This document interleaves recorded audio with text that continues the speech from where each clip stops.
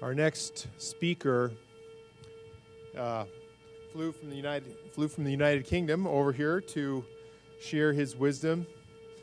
Nick Pope used to run the British government's UFO project at the Ministry of Defense. Initially skeptical, his research and investigation into the UFO phenomenon and access to formally classified government files on this subject soon convinced him that the phenomenon was raised important defense and national security issues based on when witnesses were, especially when witnesses were military pilots or when UFOs were tracked on radar. Nick also looked into other mysteries such as alien abductions, crop circles, and ghosts. I mean, in the UK, there's a lot of crop circles, so that's the epicenter for the world. He looked and continues to research in a private capacity and is recognized as a leading authority on UFOs and the unexplained. He does extensive media work, lectures all around the world, and has acted as a consultant to various news and television documentaries. Nick Pope has appeared on several hundred TV and radio shows. These include news programs such as Newsnight, Channel 4 News, The Today Show, documentaries such as Time Watch, and chat shows such as Larry King Live. This morning I think is the UK version, and Richard and Judy. Nick Pope is a successful science fiction author and regular media contributor or moderator on Sci-Fi. Please help me welcome Mr. Nick Pope.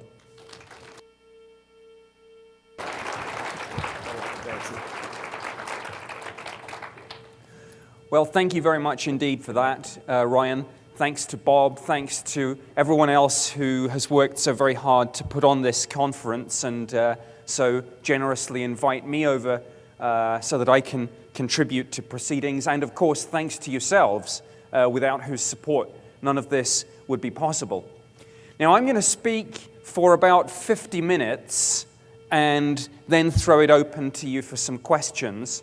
And the subject of my talk, as you'll have seen, is something which you may well have seen in the media recently, namely the British government's ongoing process of releasing UFO files and documents.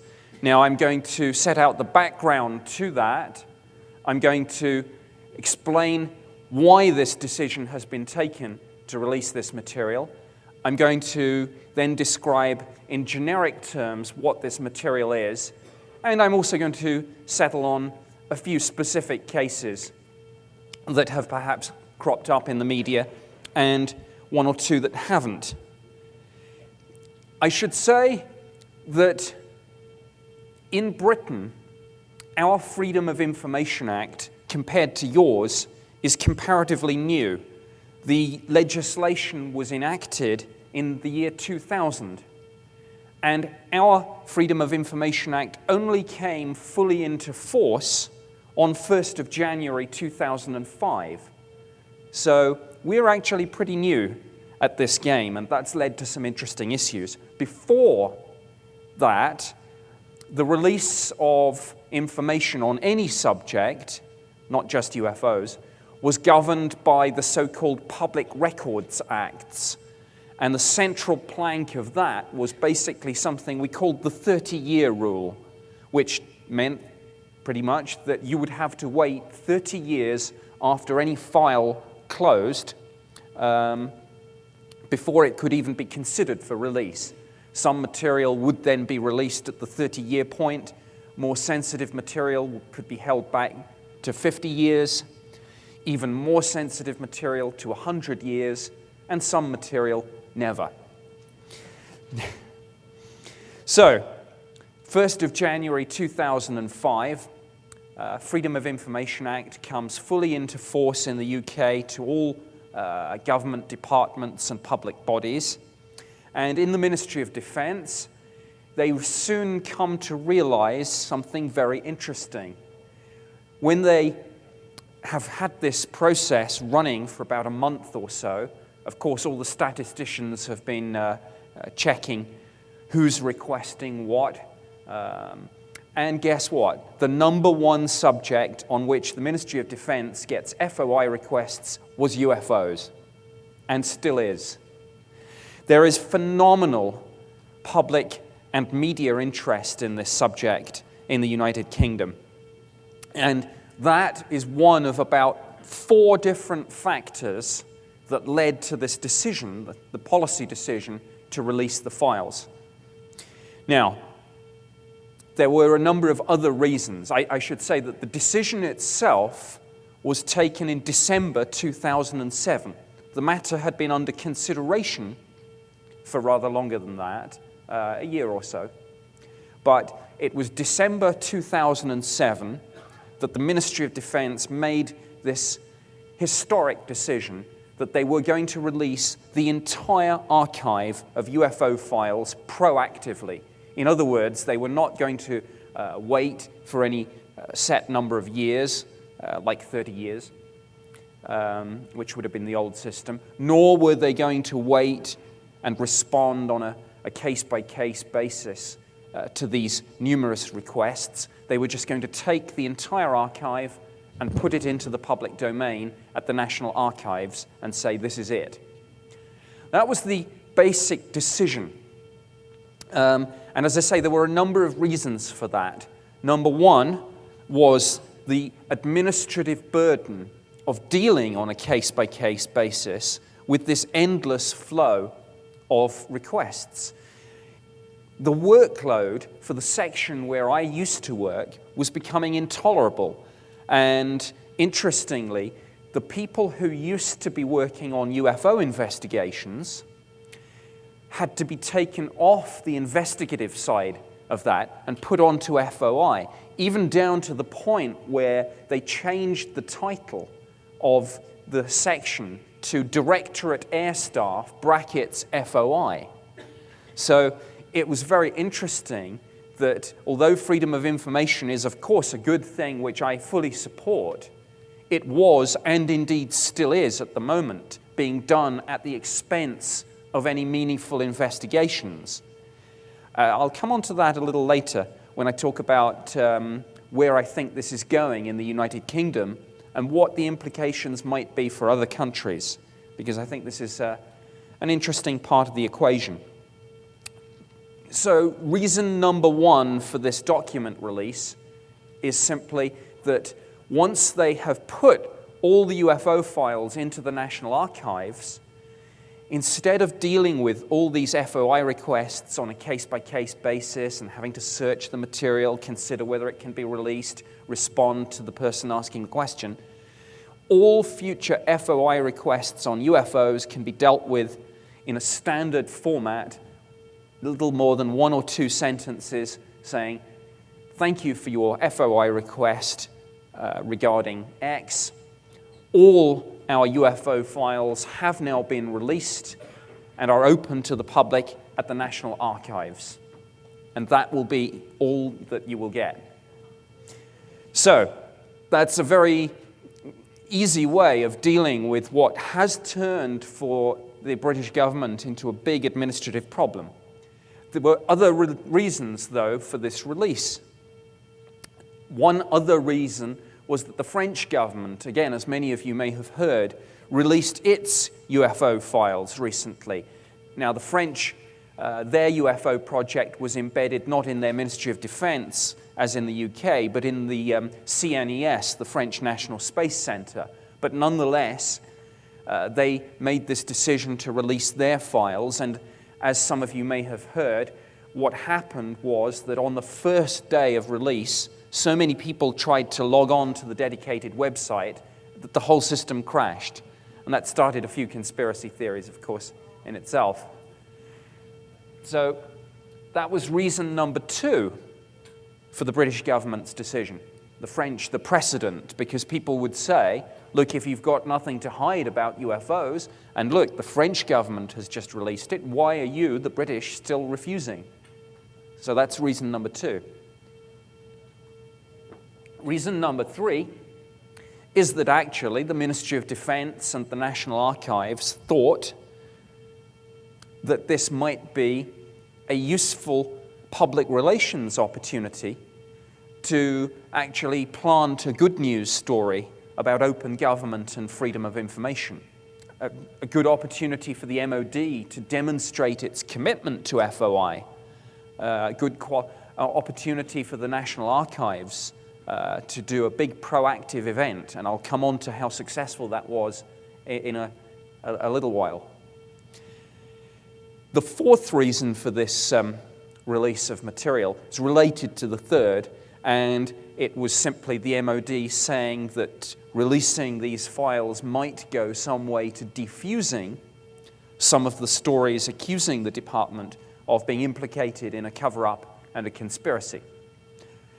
I knew that actually that fourth reason was not a correct assumption because, of course, as has happened, people who are conspiratorial in their interpretation of this release, and that may include many of you, have said, well, this is just either part of a program to drip feed disclosure slowly out, it's part of an orchestrated move, and some people have gone further and said, well, it's just disinformation and a smokescreen anyway. So I think the fourth reason was a little bit of wishful thinking by the MOD, not really understanding the mindset of the UFO community. But be that as it may, whatever the reasons, and some of them are arguably the wrong reasons, i.e. let's get these people off our backs because they're a darned nuisance, arguably the wrong reasons, but I think the right decision. Let's release all the material. So, that decision was taken December 2007. Let's do some basic facts and figures about this. How many files? 160 files. It doesn't sound a lot, and indeed some of the media reports, when they've spoken about batches of files, have mistakenly used the word cases and not files. Recently, some of the media coverage of the second batch of these file releases spoke about 19 cases. What they should have said is 19 files, and each file contains up to 500 pages of documentation. So actually what we're talking about is 160 files in all, but tens of thousands of pages of documentation covering a period basically from the 50s to literally the present day.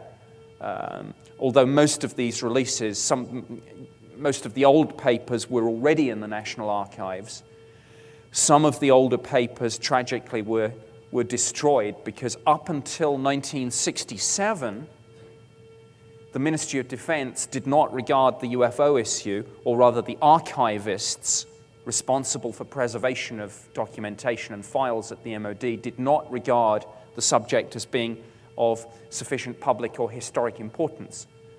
So tragically, many of the pre-1967 files have been destroyed. It was only in '67 that defense ministers made a policy decision that the public interest and historical significance of this subject was such to justify the permanent retention of all UFO documentation. So we've got tens of thousands of pages of documentation. Since the 1950s, which is when the MOD first started investigating UFOs, there have been about 11,000 sightings reported to the MOD. Some of those have not been investigated at all, so there's little more than a 1 or 2 page summary. Some of the cases have generated case files of over 100 pages of documentation. So it's a mixed bag. But of course, when you talk about the UFO files, it's not just sighting reports and investigations. There's public correspondence, there's interdepartmental correspondence, and indeed there's correspondence between the UK and other nations, including the US, about handling of this issue. There are, which I think are of course the most interesting files of all, the ones, anything with the word policy on it. When you look at the cover sheets of these files, sometimes there's a school of thought that says the best place to hide a book is in a library. A lot of people have been suffering almost from information overload with what the British government has been doing recently, the material that's been released so far. And I've had journalists come to me shaking their heads and saying, look, we want to run a story, but where on earth do I start? I have to file this tomorrow, and I've got 4,000 pages to go through. What I always say to them is, go to the first sheet and look at the title. And if it says UFOs sighting reports, okay, that's interesting. If it says UFOs public correspondence, probably ignore that. There's an awful lot of letters from people saying, I would like to know what you know about UFOs. Please send me some information. Or, I am doing a school project on UFOs. What can you tell me? Also, the main thing, though, the main point of that is look for any file that says UFOs policy. Look for the P word. Those are the interesting files. So you've got sightings files, you've got correspondence files, you've got policy files, you've got files discussing how this subject is handled in the media, how it's handled when it's raised by our elected representatives in Parliament, all sorts of material, which is why the MOD and the National Archives say this is a rolling program of disclosure that's going to take 3 to 4 years. And one of the reasons it's going to take 3 to 4 years is that some poor person, and it would have been me if I was still doing that job, has to go through every single page of documentation, and bear in mind that I've said there are tens of thousands of pages. They've got to go through page by page, line by line, word by word, and they have to apply the various exemptions in the Freedom of Information Act, which cover everything from the personal data of witnesses from a privacy point of view through to wider exemptions covering areas such as defense, national security, information passed in confidence from allies, or anything that would betray methods and sources by which information has been gathered perhaps more covertly from other countries.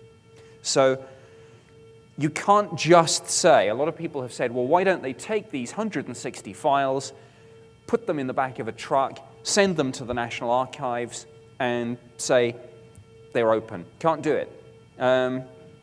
You've got to go through this process, because if you don't, you'll be breaking the law. And it's a big job. I'll tell you something interesting about the way in which public relations works in government. When the National Archives and the MOD were preparing for this release, I think they're estimating that it will probably take 3 years, and maybe if they come in under target, it will be nearer 2.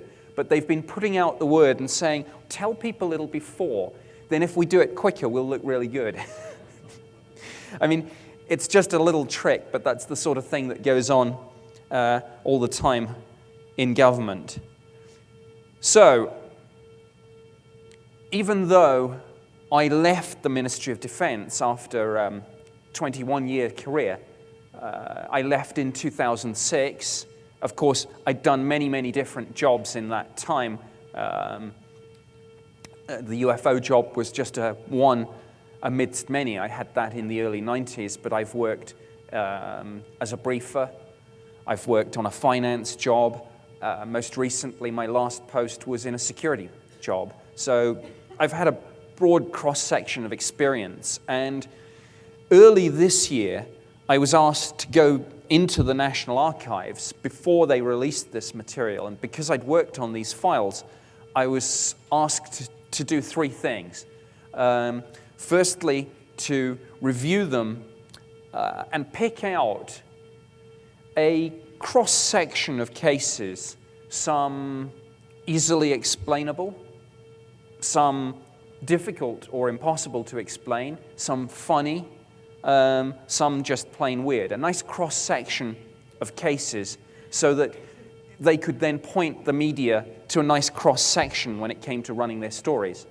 Secondly, I agreed to be their kind of go-to guy for this, that they knew they were going to get inundated with more media requests than they could deal with. Would I do some of the interviews on their behalf as long as I stayed on message, which was open government and freedom of information, of course.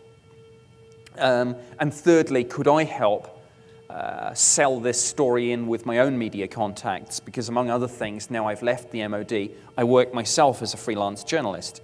So I was involved in this process, and it was quite interesting as we approached what I had written in my diary as D-Day, which was May 14th.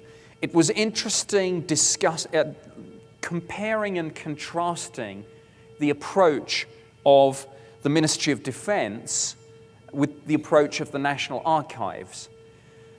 The Ministry of Defense were, and always have been, and I suspect always will be, very nervous and defensive and, frankly, unhelpful about the entire UFO issue. Every time you would speak to the press office at the MOD, they would, and it wasn't just me, it was any journalist who phoned up, they would be brief, rude almost, very kind of abrupt, and very obviously trying to get people off the phone as quickly as possible. Just giving them the standard line, trying to downplay this whole UFO subject. Yes, we've got a few reports. No, we're not really interested. And yeah, we're releasing them. And that's a matter for the National Archives. National Archives, on the other hand, were regarding this release, the first of which happened on May 14th, as a tremendous opportunity. Tremendous opportunity. The National Archives in the UK, as you can imagine, has documents going back nearly 1,000 years. Everything from the Doomsday Book, original version of the Doomsday Book, compiled shortly after William the Conqueror came over in 1066. We've got the original captain's log from the Bounty, Captain Bligh, Mutiny on the Bounty. Papers relating to the police investigation into Jack the Ripper. I mean, it's an extraordinary place, literally 1,000 years of history. And every now and then they do these big events, one of which related to the national census that we have. Another big project they have is something called Who Do You Think You Are? Again, all about finding out about your ancestry. So the National Archives were regarding the release of these UFO files as a tremendous opportunity and a good news story for them. And that was interesting because people often talk about government, and they talk about government with a capital G as if it's one kind of integrated body, all moving in exactly the same way with the same agenda. Well, of course, anyone who's been involved knows that that's simply not true. Government departments are often pushing in almost diametrically opposed directions. And what one government department often regards as good news, another regards as bad news. So it was very interesting to see this dramatic tension between the Ministry of Defense and the National Archives in the run-up to these files being released. Now, earlier on, I mentioned the French government and the fact that the website crashed on the first day. When I was discussing this with the National Archives press office in the run-up to May 14th, this was their biggest single fear, that there would be so much interest in this, that they would be a victim of their own success and the website would go down, and a good news story about open government would turn into a bad news story about incompetence, failure to plan for this contingency. And I know that they brought in an immense amount of outside help, backup systems, extra gigabyteage, if that's the correct word. It probably isn't. I'm not a techie, but you know what I mean. And they deployed a tremendous amount of this computer power to make sure that this wouldn't happen. And it's a jolly good job they did, because I don't know those of you who remember how this played out. And interestingly, in the media, the two releases are now in a lot of people's minds blurring into one, but they were two very distinct events separated by a period of months. The first one on May 14th got global media coverage. It was on every single mainstream news program in the UK. Every single national daily newspaper ran the story, including newspapers that didn't normally touch this story, UFOs at all, or if they did so in a fairly light-hearted way. The Times of London even asked me to write a feature on this. It was unprecedented for them to run a UFO story, let alone ask me to have a go at writing a feature where I had a free hand to say what I want. And that's interesting for those people. And I know there are many people who do believe that the media is part of a conspiracy on this and they're complicit in this. I don't believe that's true. One of the reasons I don't believe that's true is I've actually written, in my capacity as a freelance journalist, very positive articles about Roswell, about Bentwaters, about this file release, where I have had virtually a free hand to say what I like. And it's gone into national daily newspapers. So I'm not a great believer that the media is involved in a conspiracy to ridicule this story or ignore it. I think that there's a certain degree, obviously, of journalistic ignorance on the subject, but that's where myself, my colleagues, and indeed many of you may actually be able to play a role in slowly actually getting alongside these journalists and in your dealings with them, playing a part in making sure that they are aware that this is not, as we say in Britain, a silly season story, but there are serious defense, national security, and air safety issues involved. But this release was not just, of course, in the UK. CNN News ran the story. Larry King Live did a feature on it. And within 2 months of that release, they had 2 million downloads of this material. And the interesting thing is that after the first month, this is very sneaky, but after the first month, they started charging for this. Not a huge amount, but a charge nonetheless. And of course, I don't have to tell you how much people on the internet resist the culture of paying for anything. But yeah, so get in, by the way, when you get these new batches of material released, get in quick, because after the first month, they'll start charging. But they had, as I say, 2 million downloads, and it was absolutely phenomenal. I'm going to tell the story now because it is part of the story of how I think there has been a sea change in the way that this subject has been handled in the media, particularly the British media, but maybe that's spilling out elsewhere, I don't know. You'd probably be better judges of how it's playing out in the States than I. But my perception in the UK is that we're getting more UFO coverage, and the coverage that we're getting is more positive. Now, I want to tell you a story apart from anything else, just because I think it's a wonderful, wonderful piece of synchronicity that you might enjoy. But part of this story is an op-ed piece that I wrote in the New York Times. I don't know how many of you saw that, but it was very interesting, actually. The day it was published, there was a lot of buzz about it on the various UFO blogs and forums and email lists. And it was very interesting comparing and contrasting the two responses. In America, it was, wow, there is an op-ed on UFOs in the New York Times. In Britain, the response was, what's an op-ed?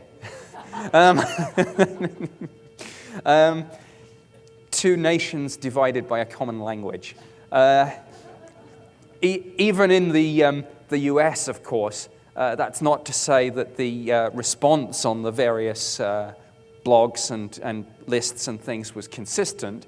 I dipped in. I had to do an ego search, of course, when this did come out. And I remember one comment said something like, and this typifies the split, I guess, in public opinion. One comment said something like, the Times and Pope are to be commended. This is a courageous step and an important move, and let's hope. And one other comment said, Pope is obviously a nut job. So I was commissioned to write this op-ed piece. I just want to share with you this wonderful piece of synchronicity about it, because, of course, the reason I was commissioned to do this was, I pitched the idea following the initial coverage of the British government's file release.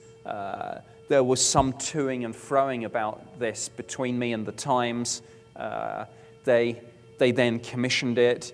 It then went into a queue. Then they said, we're going to run it maybe next week. Then they phoned me to say, no, we're probably not. Then I was coming back from a conference, and I was making a connecting flight. And I turned on my cell phone when I was making my connection. And I had 2 missed calls from the Times, frantically asking me to get in touch because they said, we want to run your piece tomorrow, but before we run your piece, we need to do the fact check, and you need to then sign off on the final piece. So I didn't have a laptop with me, so I was at the airport. I had about 2 hours or 1 hour, and I was frantically running around various websites trying to give them the hyperlinks, because you can't just say the FAA said that, quote. You have to then show the Times where that document is on the FAA website, so that they can authenticate it and be satisfied that it's a legitimate quote. So I was running around doing all this. And now, for those of you, I don't know whether you saw the piece, but I started off by talking about the famous sighting at Chicago O'Hare. And then I moved on to some British cases, and then I kind of made a number of points about the phenomenon more generally. The wonderful piece of synchronicity was that I was doing this fact check and this running around at Chicago O'Hare. So I just happened to be passing through O'Hare on the very day that they ran my piece, which started with the story of the sighting at Chicago O'Hare. Now, I like that synchronicity, and I think that astounded even me, and I'm fairly grounded with regard to these things. I'm going to move briefly off the subject of the MOD files, the first batch, that is. I'll come on to the second batch in a minute, but as a kind of interlude, it would be remiss of me not to say that perhaps because of this release of files, perhaps because it showed the media that this was perhaps a subject that deserved a little bit more coverage and a little bit more serious coverage than had been the case previously, this has very much turned into Summer of the Saucers in the United Kingdom. And we have had an ongoing series of very interesting UFO events and encounters over the last few months. And I just want to very briefly touch on a couple of them. On June 7th, a police helicopter coming in to land at an Air Force base in Wales had a close encounter with a UFO. Now, the stories diverge there.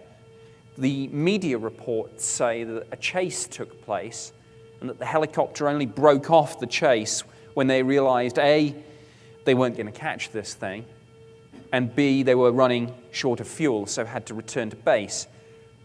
South Wales police, when quizzed by the media about this, confirmed that there had been a UFO sighting, that the crew had seen and reported something, but they denied that a chase had taken place. This story was run particularly by The Sun. Now, The Sun is Britain's best-selling national daily newspaper. It sells about 3 million. It's a tabloid. It's quite populist in its approach, but it is undoubtedly, in its way, the most influential newspaper in the country. And they often say that the political editor of The Sun is one of the most important people in British politics. And that's true, and you can tell it's true because the number of times he gets exclusive interviews with government ministers and access to the lobby system and such like shows you which way the wind's blowing there. So The Sun have very much taken up this summer, this story. And the very day after this sighting involving the crew of the police helicopter, 3 soldiers at a place called Turnhill Barracks in the county of Shropshire saw a number of UFOs flying over their military base. And one of them actually had a cell phone with him and then proceeded to take a film of this. And then he did, of course, what the regulations and the standard operating procedure says that you're to do in that situation. He sold the story to The Sun. No. I mean, he told his commanding officer, and somebody told the story, or sold the story, or both, to The Sun. The Sun decided, this took a few days to break, but The Sun got the story. They showed me the film. I said, it's not the most exciting UFO footage I've ever seen. In fact, it could be these so-called Chinese lanterns, which are increasingly let off at weddings and barbecues and things like that. But I said, that's not the issue. I said, the issue is something that we can't identify is flying directly over a military base and has been photographed. Therefore, whatever you believe about UFOs, that is inherently a security issue, particularly in the current climate. Before it gets to be a UFO issue, it's a security issue, and it should be handled as such, and therefore it should be properly investigated. The witnesses should be interviewed. The radar tapes should be checked. And of course, the film footage should be properly analyzed by government scientists who are able to work miracles with this sort of stuff. On the basis of my giving The Sun that assessment, they decided to run the story. I was busy doing a radio interview the following morning, and I asked the lady that I live with to pop out and get the newspaper to see whether they'd run the story. I came back, she came back, I'd finished my interview, she held out the paper and she was shaking, she was white, and she said, it's on the front page. It was the front page headline on Britain's best-selling national daily newspaper. UFOs, squaddies, what was it? Squaddies film UFOs over Shropshire.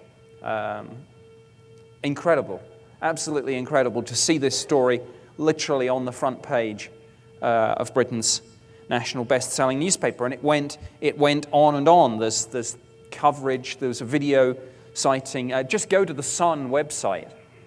They've got a whole dedicated section now to UFOs. And I went into their offices earlier this summer, and I spoke to people on both the news, the features, and the online section of the paper.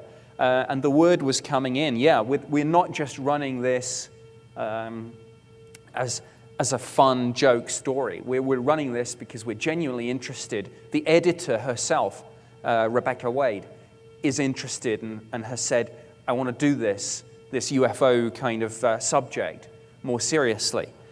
So I think that's extremely interesting. And for those of you who want to know a little bit more about this Summer of the Saucers, a TV series which I'm sure you all know and love, UFO Hunters, will be covering this in a dedicated episode called, I think, The British Wave or something like that. But UFO Hunters will be covering this in the next couple of weeks, I think. They'll be speaking, they'll be covering the whole National Archives file release story. They'll be covering the police helicopter story. They'll be covering the UFOs filmed over the military base story. There's an interesting postscript to that, by the way, in that obviously the name of the soldier who took this video footage and then spoke to the papers is now in the public domain, Corporal Mark Proctor. And of course, the world's media, after the Sun broke this story, phoned up the MOD press office and the press office at the base and asked whether they could speak to him. And I've seen some papers. The answer is, of course, no, you can't speak to him. I've seen some very interesting papers which a UFO researcher in Britain obtained under FOI relating to the way in which this story was handled after it broke. And it's very polite, but you can almost sense the gritted teeth here. And it said words to the effect of, I hope that the soldiers concerned will be reminded of the regulations regarding contact with the media.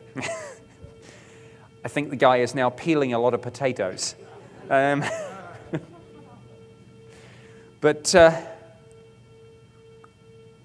just a couple of weeks ago, on October 20th, the second batch of these UFO files was released.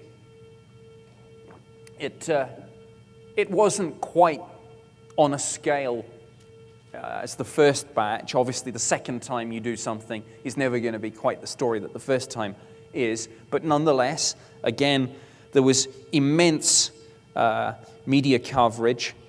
And again, some of that coverage was not just in the UK, but I know that ABC Nightline did a piece on it, which I've seen on YouTube. I have to say that sometimes these pieces, even though they may not show the subject in the best of light, are quite funny. If you go to YouTube, I don't know how many of you saw that piece on Nightline, but if you go to YouTube and you put in Nightline and UFOs, you'll see that this particular segment, last time I checked, had about 50,000 views. And I'm filmed, I think, at the National Archives. Timothy Good is filmed, and Brenda Butler is filmed in Rendlesham Forest, talking about Bentwaters. And she says words to the effect of, yes, I photograph the aliens, but some of these pictures don't come out very well because they don't like the flash. And the reporter just says, right. Like that. It's an interesting piece, and I'm glad that Nightline ran it. But yeah, it's have a look at it, see what you think. But in this second batch, there are a couple of cases that certainly caught my eye.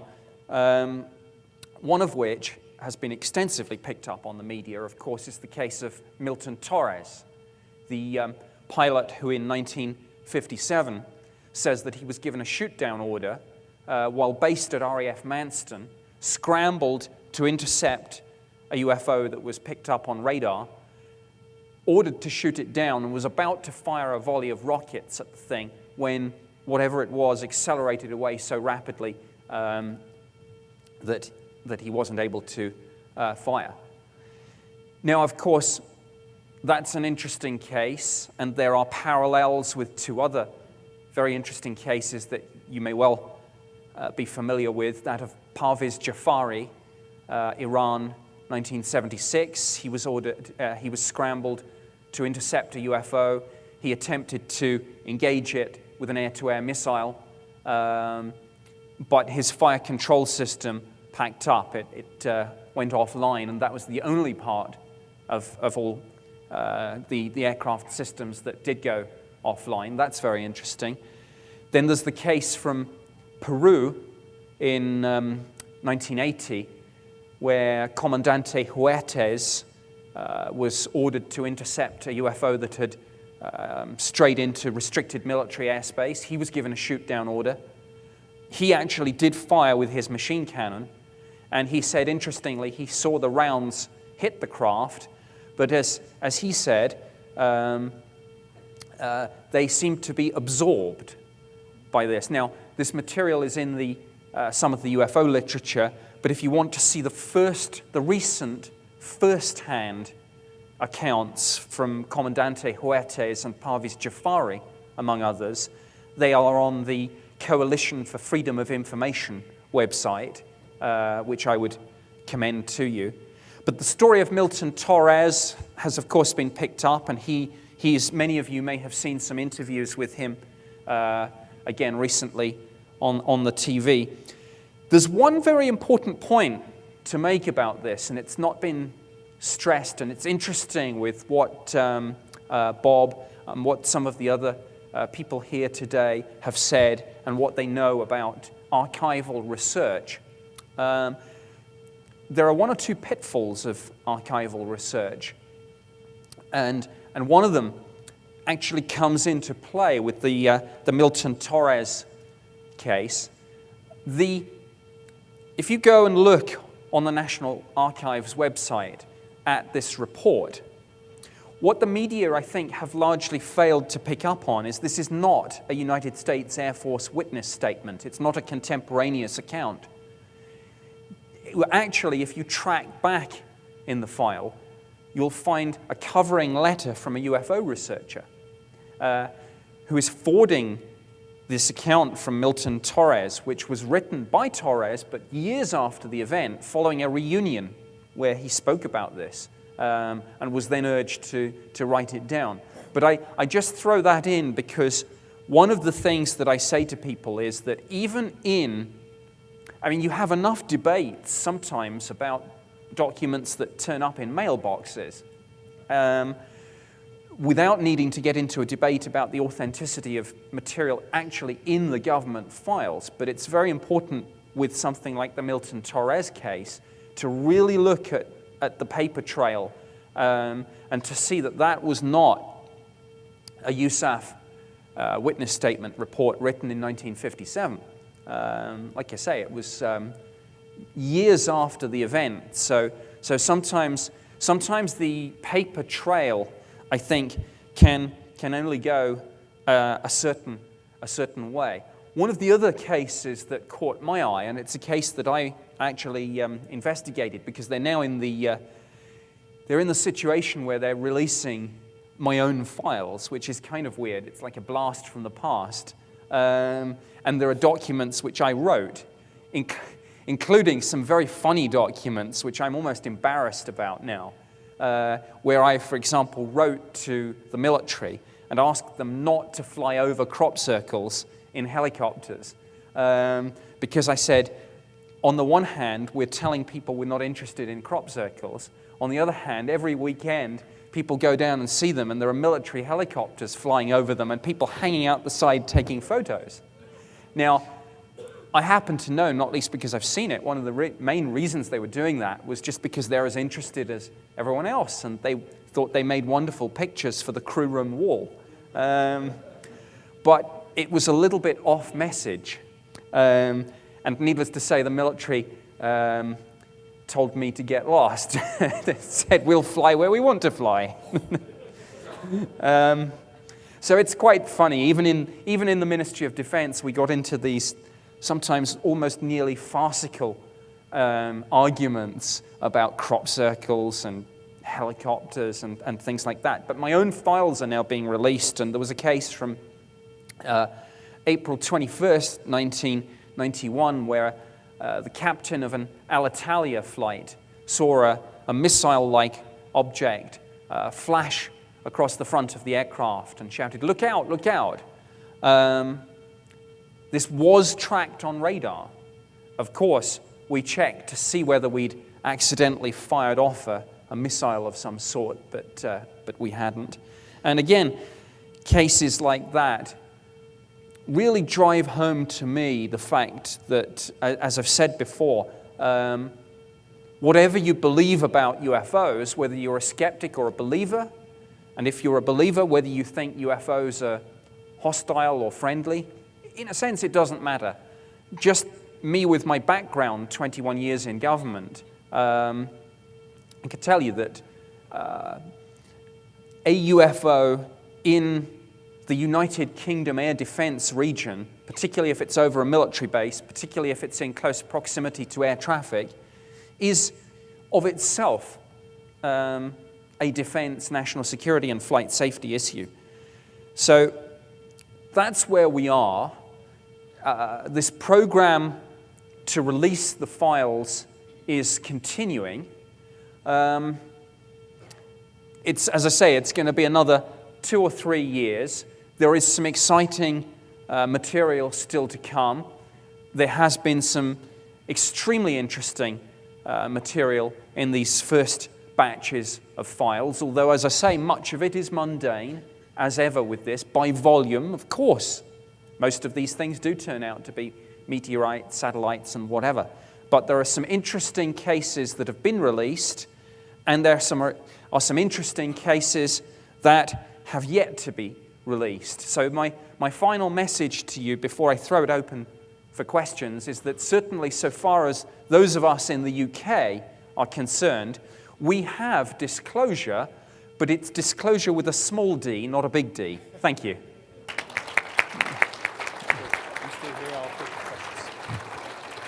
All right, we have some time for a few questions. Here we go. Sir, we'll go to you first.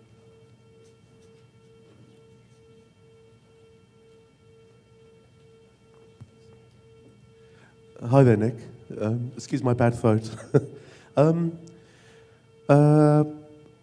If you were to take the Stephen Bassett line in the future and say, look, some of this is non-human, it's politically urgent. If you were to do that, what further evidence would you need personally to get to that stage? And how also do you think it might affect your access to the media? I should perhaps start off with one point that I didn't make in my presentation, and say, for point of clarification, that so far as I am aware, there is no smoking gun in the British UFO files that would prove any of this is extraterrestrial. There were certainly a number of us who were not prepared to rule out that possibility, but there was nothing in the files that indicated as an absolute certainty that we either had some artifact or that we were aware of something which crossed the line of being regarded as evidence and ended up as what you would call irrefutable proof. As to your specific question, what it would take to convince me personally, I guess an artifact that could be authenticated by the mainstream scientific community as undeniably extraterrestrial, in that it could do something that we simply couldn't do, or that through exposure to cosmic rays it simply must have come through space, in the same way as scientists can tell if something's a genuine meteorite for that reason. So I guess, yeah, I would want an artifact. I would not want somebody saying, I've seen an artifact. I would not want someone saying that they worked on a project, I would actually want access to that. If I had that, well, I would want it verified by Scientific American, basically. Absolutely, amen to that. Our next question here is from Hi, Nick. Many of us in this audience have been in the field of research here for probably 4 or 5 decades, and there are people who walk in off the street. It's really difficult to take advantage of your pool of knowledge, but what I'd really like to do is kind of back you into a corner and continue along that last answer you gave, and that is, no matter what level the audience here has in the length of time that it's researching, something is extremely important about this subject matter and perhaps the paradigms that we currently hold about how we are part of a cosmology perhaps teeming with life, especially when we look at the Space Hubble telescope shots and some of that, which has just expanded our vision of the infinite. So, how do we take advantage of your knowledge and ask what you might hypothesize at this point in your decades of research about what's actually going on here? Can we take advantage of that? That's a very difficult question to answer because it's a politician's answer. I can't rule out an extraterrestrial explanation for some of this material, but neither can I say that I've seen anything that, to my satisfaction, would constitute proof. I think I've seen an awful lot of things that build up an interesting case and might therefore be regarded as evidence, but I am not standing up here saying I know that there are extraterrestrials, because I don't. So that's really about all I can say on that. I kind of hope there are, but I suspect that, and I know that Steve Bassett and a number of people will disagree with me strongly on this, but I suspect that proof of an extraterrestrial reality is more likely to come, and I know this is a terrible thing to say with some people in the audience, but SETI, and particularly the square kilometer array, which is going to be, by many orders of magnitude, the most powerful radio telescope ever constructed. And when it goes fully online in 2024, most people say if there's life, if there's civilization within 100 light years, this machine, the square kilometer array, should be able to find it. I still think radio astronomy may beat ufology to the punch, not least in terms of mainstream acceptance from the media and the scientific community. Not a popular answer, sorry, but that's what I believe. That's a very sophisticated answer, Nick. Here's another question here from Ron Reger. Nick, we've all heard of the famous Bollinger Memo, which stated that all cases of UFOs that posed a threat to national security were not to be presented to Project Blue Book. To your knowledge, did the British Ministry of Defense have a similar or parallel memo? And if so, are all the cases released, or are there still some hidden away? To the best of my knowledge, all the files are going to be released, and there's no separate compartment. There's no kind of secret project standing behind. I mean, I'm in a difficult position here because some people say, yes, Nick, but you're bound by your secrecy oath till the day you die. The fact that you've left is irrelevant, which is true. So they say, how can we believe you?